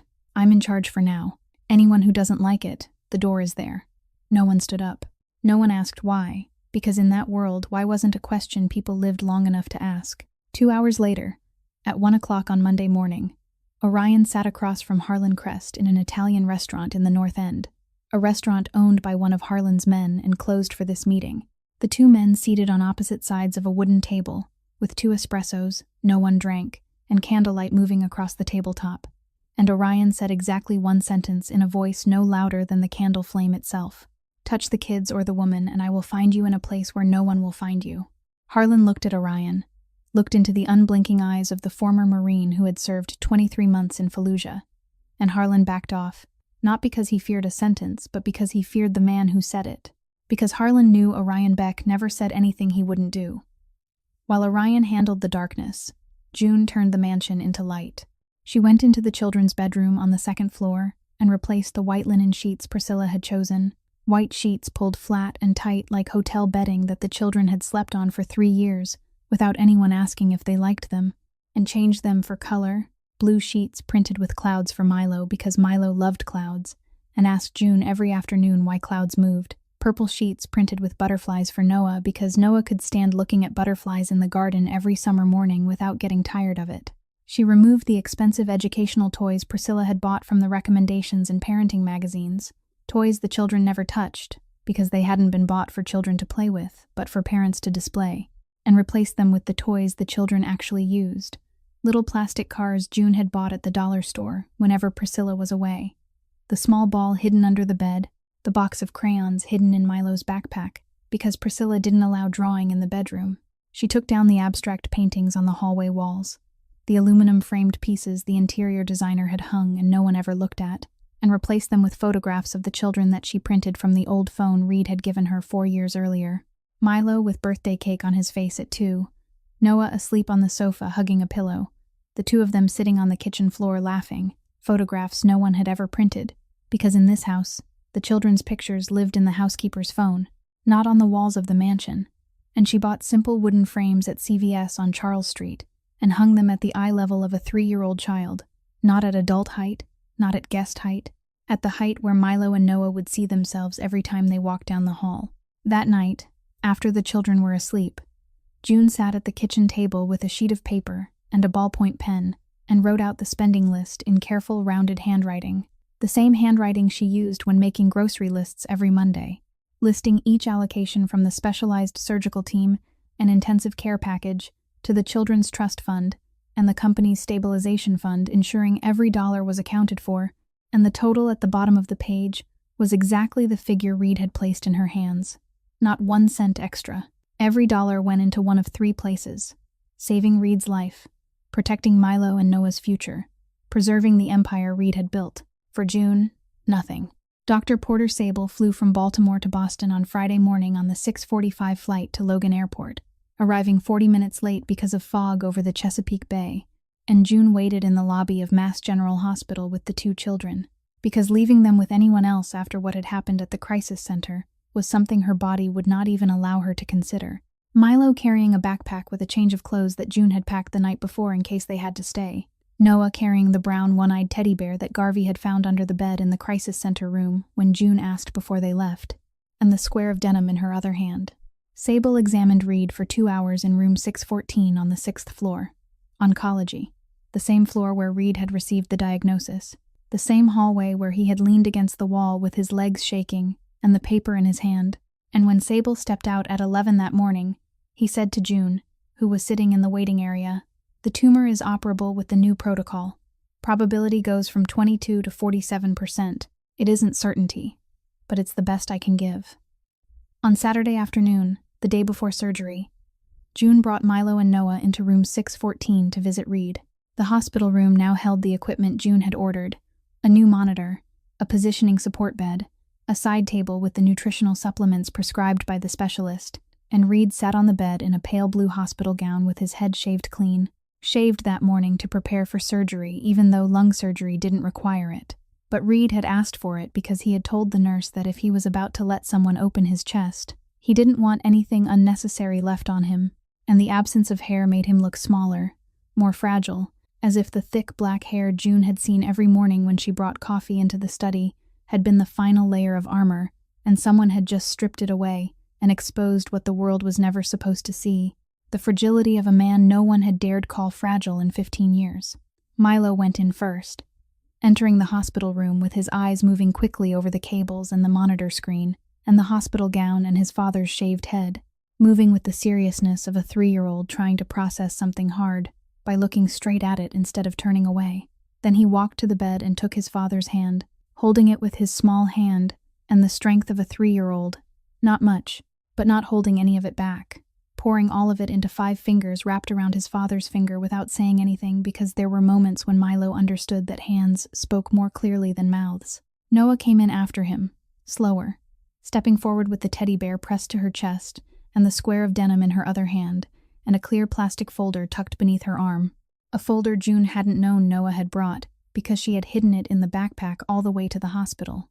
Noah opened the folder with both hands, having to set the bear down on the bed to do it, and took out an A4 sheet of paper, with a drawing done in crayon, 4 stick figures holding hands, 1 large figure with a shaved head and a blue shirt, 2 small figures with black hair and colored clothes, and the 4th figure not as large as the first one but larger than the 2 smaller ones, wearing a gray dress with a blue apron and both arms stretched out touching the 2 little figures. And beneath the drawing, in the crooked handwriting Milo had done for her because Noah still couldn't write, were the words, "My family, 4, not 3, June 2. Noah placed the drawing on the table beside the bed with both hands, placing it gently, placing it with the care of a child, setting down the most precious thing she had in the place where it belonged. Then she picked up the teddy bear and set it on the pillow beside her father's head, turning the bear's face toward Reed, smoothing its flattened ear back into place, placing one of its front paws against the hospital gown as if the bear were hugging him, and said, "So you won't be alone, Daddy?" 8 words coming out of Noah's mouth as smoothly as water running through a crack in stone that had finally opened. The longest sentence she had spoken since the crisis center, 8 words that had found a reason big enough to pass through the door that 48 hours of silence had shut. Reed looked at the drawing, looked at the 4th figure in the gray dress and blue apron, looked up, and saw June standing at the doorway of the hospital room with Noah already turned back and clinging to her leg in the uniform she hadn't changed out of all week, the same uniform she wore while wiping down the kitchen and bathing the children, and sitting at the study desk moving millions of dollars and waiting outside the crisis center door at 10 at night, and his eyes filled with something that wasn't fear of surgery, or grief over Priscilla, or the loneliness of a sick man lying in a hospital bed, but gratitude, the gratitude of a man who understands that what stands before him is something he doesn't deserve, something that can't be bought, can't be demanded, can only be recognized. Reed gathered both children into his arms, pulling Milo and Noah up onto the bed, the monitor cables clattering as the wires stretched tight, the bed shaking under the weight of 3 people, and he held them with the same arms that had given orders in the dark 15 years earlier, and now wrapped around the 2 smallest bodies in the world, with a strength he hadn't known he still had. Later, in the hallway, while the children sat on the waiting room chairs with Milo reading aloud the words on a cancer prevention poster he didn't understand but read anyway, because reading was what Milo did when he was worried, Reed spoke privately to June, his voice lowered, the voice of a boss, the voice that for 15 years had made people listen without asking questions when it spoke. "If anyone comes to the house, anyone who isn't Orion, don't open the door. Call Orion. The number is saved in my phone on the desk. Do you understand?" June nodded, and Reed looked at her, not looking down the way he had every time he looked at her from behind the study desk or from the kitchen chair or from any position higher than hers over the last 6 years, but looking level, looking straight into her eyes, looking at her like an ally instead of an employee, looking at her like an equal. And he said in a voice that was no longer the voice of a boss but the voice of Reed Carmine, 37 years old, head shaved, hospital gown on, about to let people cut open his chest, speaking to the only woman still standing. "You're the strongest person in this house, June. You always were." At 5:45 on Sunday morning, Reed was wheeled out of room 614 on a hospital gurney, with his eyes closed and his head shaved, and his pale blue hospital gown on, and the brown teddy bear, with one eye and the flattened ear lying beside his right shoulder. The nurse pushing the gurney saw the bear and reached over to remove it because personal items weren't allowed into the operating room. And June said, her voice not loud but leaving no room for any answer except yes, the bear stays with him. And the nurse looked at June, looked at the gray uniform wrinkled from a week of wear, looked at the two children sleeping in the waiting room chairs with their backpacks for pillows and the square of denim between the little girl's fingers, then set the bear back beside Reed's shoulder without another word. The gurney moved down the 6th floor hallway, through the double doors leading into surgery, and the doors closed at exactly 6 with the soft click of the magnetic lock, and that click began the waiting. June didn't sit in the waiting room chair. The waiting room chairs were hard plastic, with upright backs that made a sound every time someone shifted or turned. And June didn't want the children waking every time she needed to move, because the children needed sleep, and they hadn't slept enough all week, and their sleep mattered more than her back.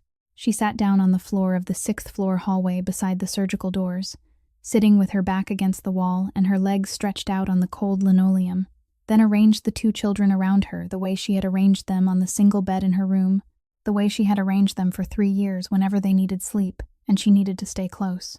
Milo on her left, head resting on June's shoulder, body leaning into her with the natural ease of a child more accustomed to sleeping against this person than against any wall or pillow or bed rail. Noah on her right, her head on June's lap at first.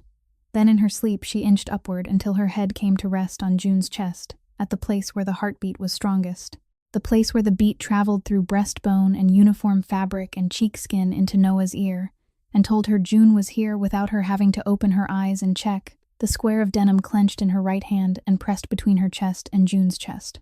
9 hours and 37 minutes. June sat on the floor of the 6th floor hallway at Mass General for 9 hours and 37 minutes, without getting up to eat, because eating meant leaving the children even for 5 minutes, and 5 minutes was enough for a 3-year. Old to wake up to emptiness and fall apart all over. Again, without getting up to use the restroom. Because using the restroom meant setting the children down, and setting them down meant they would lose their anchor, and June would not allow that to happen one more time. Without getting up to stretch her legs, even though her legs began to go numb in the 3rd hour when blood stopped reaching her calves and ankles and feet properly. The numbness rising from her toes to her knees. Then pain in the 4th hour with the sharp, aching throb of muscles pressed too long against a hard floor. Then no pain in the 5th hour because her body decided pain wasn't the priority and switched the signal off like a light. And from the 5th hour on June's legs were 2 objects that no longer belonged to her lying on the linoleum. Objects she knew were there but could no longer feel.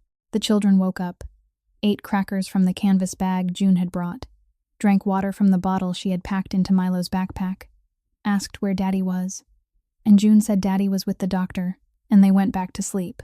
Milo woke at 2 in the afternoon. Daddy out yet? June said no, and he went back to sleep. Noah woke at 4 in the afternoon, didn't speak, only looked at June through half-open eyes, confirmed that the square of denim was still in her hand, and that June's chest was still beneath her head, then closed her eyes again. Milo woke at 7 that evening. I'm thirsty. June handed him the water bottle. He drank and fell asleep again against her shoulder. Noah didn't fully wake at all during the wait, sleeping 9 hours and 37 minutes on June's chest, with the square of denim between her fingers, and the even breathing of a child who trusted completely that the person holding her would not move. The hallway darkened as night came, the fluorescent lights overhead shifting into night mode, with their brightness cut in half. Nurses passing by and looking at June on the floor with 2 children on her, and then walking on, because the nurses on the 6th floor had seen enough people wait in enough positions through enough nights to know when to ask and when to leave someone alone. At 3:37 in the afternoon, 9 hours and 37 minutes after the operating room doors had closed, Dr. Porter Sable stepped out. He was still wearing his surgical scrubs, gloves sticking out of his pocket, the strings of his surgical cap hanging loose on his head, and his face belonged to a 54-year-old man who had just spent 9.5 hours inside another man's chest and was carrying news that would change the life of the woman sitting on the hallway floor with 2 sleeping children on her body. Sable looked at June. June looked at him from below, from the floor, with 2 sleeping children on her, legs numb since 5 hours earlier, a uniform wrinkled from the whole week, eyes that had stayed open for 9.5 straight hours. And she waited for one word that could become either the worst word or the best word she would ever hear in her life. Surgery was successful, Sable said. Tumor was fully removed. Vitals are stable. He's in intensive care, but he's going to wake up. He's going to make it. June didn't move. Not because she hadn't heard. She had heard every word with a clarity that went through her whole body, from the crown of her head to the numb feet on the linoleum, but because the 2 children were sleeping on her, and moving meant waking them, and waking them meant they would ask questions, and she wasn't ready for them to see her the way she was in that moment. Because what was happening inside her right then was something that needed to come out, but needed to come out somewhere no one could see. She nodded. "Thank you, doctor." 2 words, a flat voice, the voice of 6 years. Sable went back into surgery, and June waited 10 minutes, waited with her eyes fixed on the wall across from her, and the 2 sleeping children on her body, and the thing inside her pushing harder and harder with every passing second, pushing from her chest, to her throat, to the backs of her eyes where it burned. And it needed to come out, but still wasn't allowed to come out because it wasn't yet the right time. Not yet the right place. She gently lifted Milo's head from her shoulder, so gently that her hand moved more slowly than the second hand of a clock, laid him across 2 plastic chairs, pushed together with the backpack under his head for a pillow. And Milo didn't wake, didn't move, only turned his face to one side and kept breathing evenly because Milo trusted June enough not to wake when he was moved. Trusted her with the kind of trust only a child cared for properly for 3 years can have, the kind of trust that lives in the body, not in the mind. Then Noah. She lifted her from her chest with both hands, lifted a body lighter than the laundry basket she carried upstairs every morning, laid her across 3 plastic chairs, pushed together with the square of denim still between her fingers, and June's canvas bag beneath her head. And Noah didn't wake either. Eyes shut, jaw soft, fingers still curled around the denim but not as tightly as in the first days, holding with just enough pressure now, the grip of a child keeping something because she wanted to, not because she was still afraid it would disappear. June stood up. Her legs didn't respond. For 5 seconds she stood on the legs she knew were hers but couldn't feel. 5 seconds in which her feet and ankles and calves and knees were 4 layers of numbness stacked between the linoleum floor and her hips. Then the blood began to come back, needles from her toes to her thighs. And she walked. She walked down the 6th floor hallway, past the waiting area, past the night nurse's station with the blue light from the monitors, to the end of the hall, where there was a steel door with a red exit sign above it, and the word stairwell on the handle. The door leading into the emergency stairs no one used at 3 in the morning, because everyone took the elevator, and the emergency stairwell was only concrete and pipes and emptiness. June opened the door, stepped inside, and the door closed behind her with the sound of metal hitting, metal echoing through the concrete space, and she let go. She didn't slide down the wall. She collapsed. Collapsed as if someone had pulled out everything that had kept her upright over the last 9 days all at once, her back hitting the concrete wall, and her body dropping to the cold concrete floor, with her legs bent, and her hands over her face, and her whole body beginning to shake. She cried. She cried in a way she had never cried in 27 years of living. Not the silent crying of a housekeeper in the employer's bathroom after locking the door. Not the restrained crying of a mother after the children were asleep, but crying with her whole body, with the sound that came out from the deepest place in her chest, and hit the empty concrete walls of the stairwell, and echoed back, and hit again, and echoed again, until the stairwell was full of her voice, with both hands over her face trying to hold back something pouring out from every side, and unable to hold it because it was bigger than 2 hands. She cried because Reed was alive, because the 4 words "he's going to make it," that Sable had said 10 minutes earlier, had gone through her like electricity, and she had held it in while the 2 sleeping children lay on her body. But now no one was on her anymore, and all that electricity came out. She cried because of Milo screaming, "Don't leave us in the hallway of the crisis center with bare feet on cold tile and white pajamas that weren't his." She cried because of Noah, saying "June," with both fists twisted into denim after 48 hours of silence. She cried because of 9 hours and 37 minutes, sitting on the linoleum floor with numb legs and an aching back and 2 sleeping children on her body that she had not dared move. She cried because of 48 hours in the crisis center, where Noah sat in the corner staring at one fixed point on the wall and did not speak. She cried because of 6 years of coming in at 6 in the morning and leaving at 8 at night and never asking for anything except $2,600 a month. She cried because tens of millions of dollars had passed through her hands in 1 week, and she hadn't kept a single cent, hadn't bought herself even one pair of shoes to replace the yellowed white ones she had worn since the first day. 10 minutes. She cried for 10 minutes in the concrete stairwell on the 6th floor of Mass General Hospital at 3:20 in the morning, where no one saw, no one heard, no one knew, because June didn't break down in front of other people. June broke down alone in an empty stairwell at 3 in the morning and then stood up and wiped her face and went back. She stood up from the concrete floor, wiped her face with the sleeve of the uniform she had been wearing all week, smoothed the denim apron with her palm, from chest to hip, the same motion she made every time before leaving the kitchen and stepping into the rest of the house.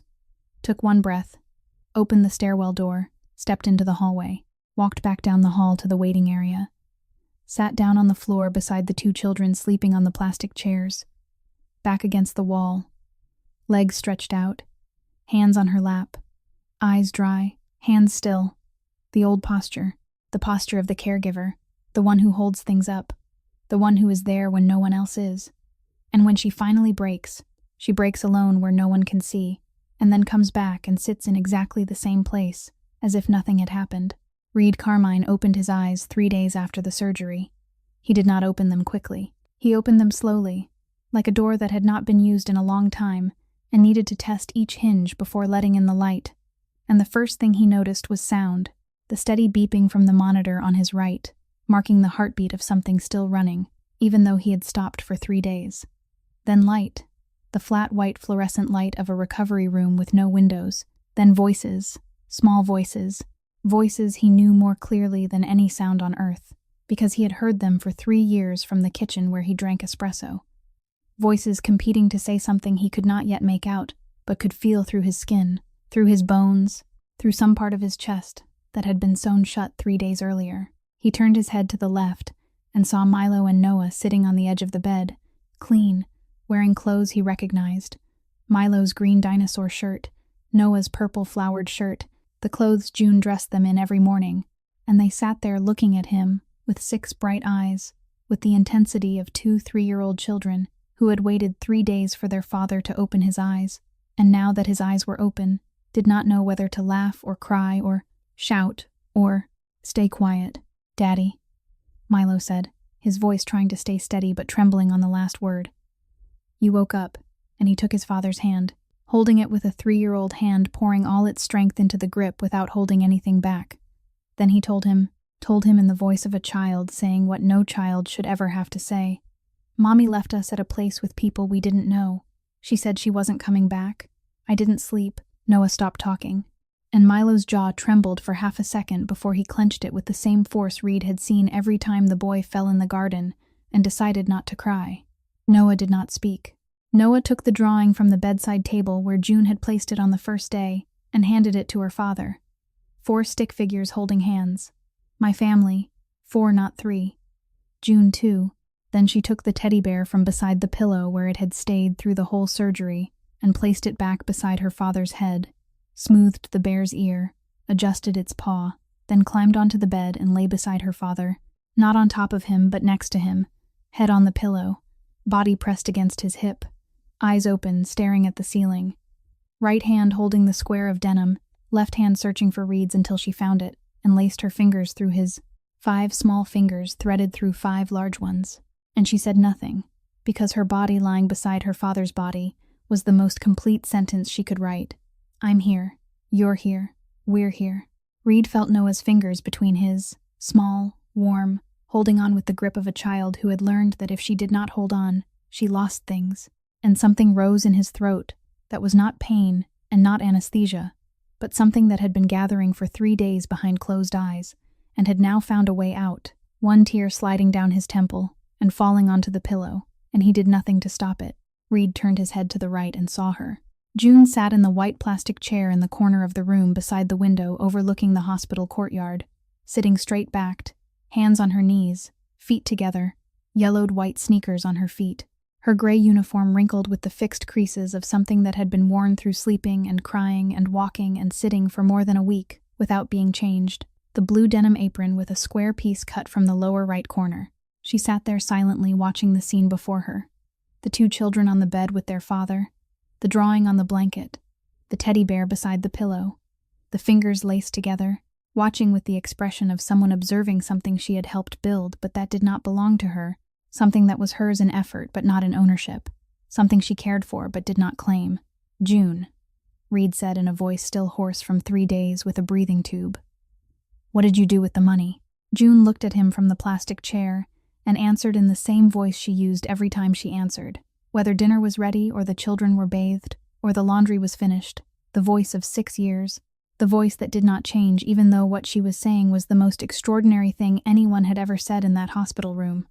"What you would have done, sir. I saved your children. I saved you.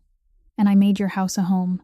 Reed looked at her, looked at the plastic chair, looked at the wrinkled uniform, looked at the hands resting on her knees, the hands that bathed his children and moved millions of dollars and smoothed Noah's hair until she spoke again and held both children on the floor of a crisis center at 10 at night. "And for you?"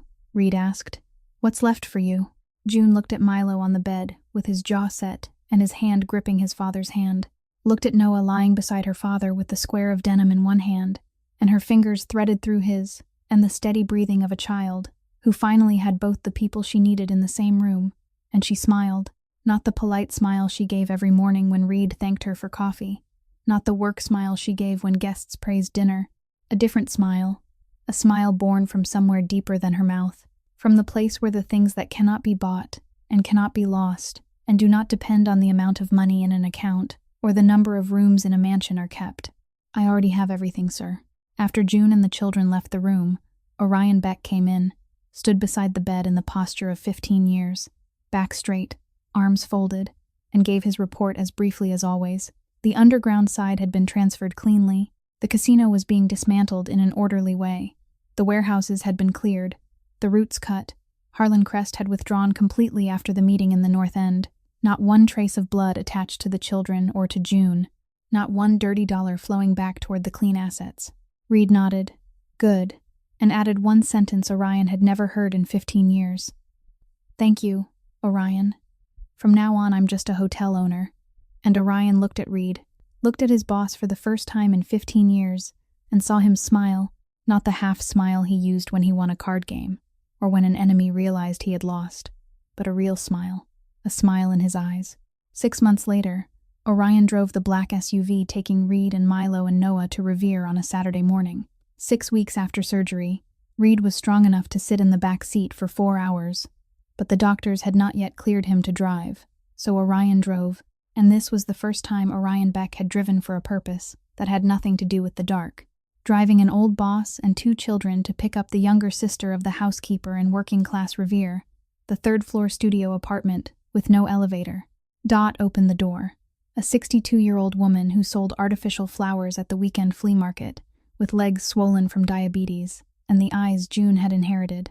Reed explained, not in the language of a boardroom, but in simple words that Dot could carry to the market the next morning without feeling burdened. "Your daughter saved my life and saved my children. The least I can do is bring her sister home." Dot cried. B, 14 years old, packed her things into a backpack without asking questions, because her mother had taught her that when someone gave you something good from the heart, you did not ask why. You said thank you, and you went. June had an official contract now, not as a housekeeper, but as Milo and Noah's private tutor, with salary, health insurance, dental insurance, and her own room in the mansion that Reed had renovated. A real bed, a bedside table with enough room for 2 frames.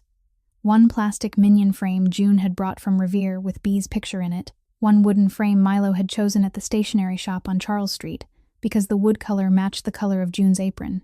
B stayed in the room that had once been Priscilla's, and no one in the house ever spoke that name again. Milo told his preschool friends that he had 2 mothers, one who left and one who came to find us, and he said it with the natural ease of a child who had already processed something many adults never could, and folded it into one sentence that held everything, the absence of one woman and the presence of the other. And when his teacher asked who his hero was, Milo said, "June, because she came to get us at night when nobody else came." Noah drew every week a new picture, always 5 people, always in the same order. Reed, Milo, Noah, June, B. 5 stick figures holding hands with my family written underneath. Every week the technique grew a little better, heads rounder, bodies more balanced, hands with fingers, but the composition never changed. 5 people, June in the middle, Because for Noah, who expressed in colors what she could not say in words, the center of the family was the one who kept it standing. Noah no longer held the apron out of fear. She held it out of habit, out of love, because what had begun in survival had turned into affection. And sometimes in the kitchen, when June cooked, Noah would come and hold one fold of denim between her fingers, not with the tight fist of the first days, but with the loose touch of someone reaching because she liked to, not because she needed to. And the square of denim June had cut with kitchen scissors still lay on Noah's bedside table, folded neatly, edges frayed. Beside the dinosaur nightlight June turned on every night at 8. And Reed. Reed changed in a way his associates at Carmine Holdings noticed but did not understand. He no longer drank espresso alone in the kitchen and then walked out the door. He stayed at the kitchen table at the Carrara Marble Island, where Priscilla had once placed shopping bags, and where now Milo ate diagonally cut toast, drinking coffee while June prepared breakfast, and Bea made pancakes in the pan with the competence of a child who had learned to cook before she had learned to read. And he asked June about Bea, about Dot, about whether Noah had slept well, for the first time in his life sitting down to breakfast with family, instead of eating alone before going out to build an empire. One night, after the children were asleep, Reed stood in the kitchen doorway, and June was washing dishes, hands wet, denim apron on, and he said, "June," only her name hanging at the end of the sentence the way it had the first time. He called her into the study to hand her the documents, and she turned, and he said in a low voice, the voice that for 15 years had made the world listen when it spoke. But this time that voice was not cold. Stay, not as an employee, stay as... And he did not finish the sentence because Reed Carmine spoke each sentence as if it weighed like stone, and this sentence weighed more than any order he had ever given in the underground empire. And June looked at him, looked at his hand clenched into a fist on the kitchen counter, a hand that 15 years earlier had done things no one dared mention, and now did not know what to do, when it was not holding a gun or a pen. And she stepped toward him, took a towel and dried her hands, then placed her hand on his, lightly, not gripping, only resting it there. And Reed understood that it was yes, because June had never used more than what was necessary, not even in words. On the wall of the Beacon Hill Mansion's living room, the room where Priscilla had entertained guests, and where the Italian leather sofas had once stood in geometric perfection, so no one dared sit on them, Reed hung 2 things. The first was a framed copy of the transfer document signed at the oak desk with Aldrich Thorne, and beneath the last line Reed had written by hand, "I gave her everything I had. She gave it back multiplied by 1,000, because what she gave me back can't be bought with money. She gave me my children, my life, and my faith in people." The second was Noah's drawing, 5 stick figures holding hands. My family, with June in the middle, exactly where she had always been. And every morning at 6:30, June came into the kitchen, gray uniform, blue denim apron, and prepared breakfast with the hands that had moved millions of dollars, and saved 2 children on the floor of a crisis center, and cried alone in a hospital stairwell at 3 in the morning. And every morning Noah came down the stairs in dragging little steps, and held a fold of the apron between her fingers, lightly, without gripping, because it was no longer fear, but love. And every morning June put her hand on Noah's head and stroked gently, the way she had stroked the child the first time she held her in the hospital when she had just been born, the way she would stroke her every morning still to come. And every morning Reed stood in the kitchen doorway, coffee in hand, looking at June making breakfast, looking at Bea making pancakes, looking at Milo climbing onto his chair, looking at Noah holding the apron, and drank the first sip of coffee of the day no longer alone, because that is what caregivers do. They keep caring. After everything breaks and after everything is mended, and after the world finally understands what it should have understood long ago, they continue, in silence, with their hands, still wearing the apron, as if nothing has changed, because for June, nothing had changed. She had always been this way. The only thing that changed was that now the others could see it. And maybe that is the greatest lesson this story leaves for all of us. That true power does not lie in money or status or the empire someone builds. True power lies in the hands of the person who appears quietly every morning and cares without ever demanding. That loyalty is not measured by vows or contracts, but by who remains when everything collapses. And that sometimes the richest person in the world is not the one who owns the most, but the one who, when asked what is left for you, smiles and says, "I already have everything." If this story touched your heart, if you felt something from June and Reed and Milo and Noah, then please like this video, share it with someone you love. And if you haven't subscribed to our channel, please subscribe now so you can listen with us to more meaningful stories every day. We'd really love to know how you felt after hearing this story. Have you ever met someone like June in your life? Someone who cared quietly and never asked for anything in return? Please share with us in the comments below. We read every line, and every story you tell is precious to us, because those feelings come from deep in your hearts. We wish everyone watching this video good health, a joyful life, and days filled with peace and love. Thank you for being here with us. Goodbye, and we'll see you in the next video.